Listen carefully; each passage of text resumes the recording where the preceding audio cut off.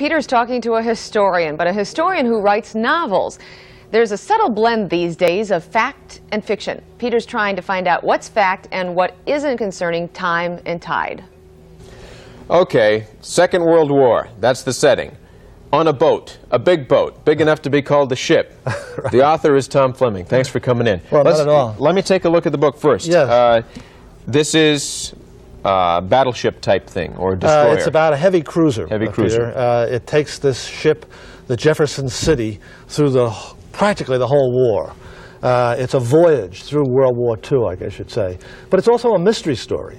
Now, this is something that you're pretty familiar with. You were on a ship during the Second World War. I was, by coincidence, on a cruiser. One of these 600-feet-long creatures, you know, that cuts through the water at about 32, 33 knots. It's a marvelous ship. I'm particularly fond of that kind of a ship, I think. Now, just so I understand where you're coming from, you have written about 15 novels. This is the 15th. You've also done 10 works of nonfiction. That's right, yes. Do you think of yourself as a historian?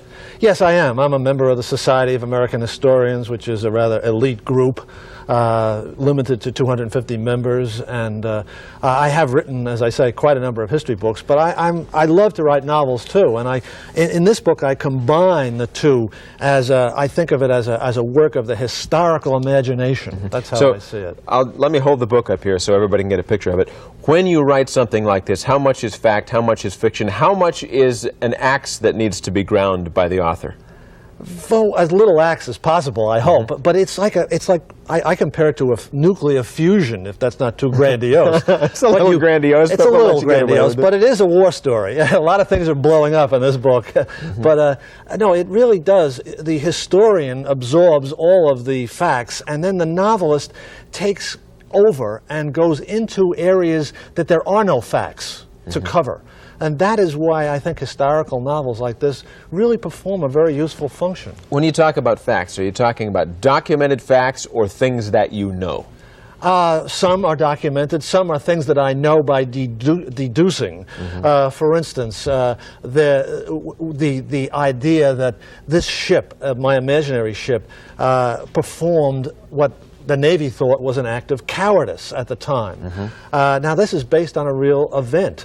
The USS Chicago at the Battle of Savo Island on August 9th, 1942, right off the shore of Guadalcanal.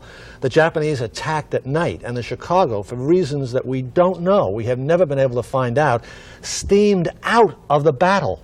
For a half hour, it went in the wrong direction, while the Japanese were sinking 5 other American ships. And to this day, as I say, the mystery of why the Chicago did that has never been solved, even though I investigated it. And I explore that in this novel. That's what I try to do. It's interesting, and in light of the things in the Persian Gulf right now, that this would be coming out. Yes. Investigations nowadays seem to be a little bit easier, and it's a little easier to get to the truth, or is it? Well, not really. I think that when they're fighting a war, investigations are tougher, but the public doesn't hear about them. Mm-hmm. The public never heard about the investigation of Savo Island.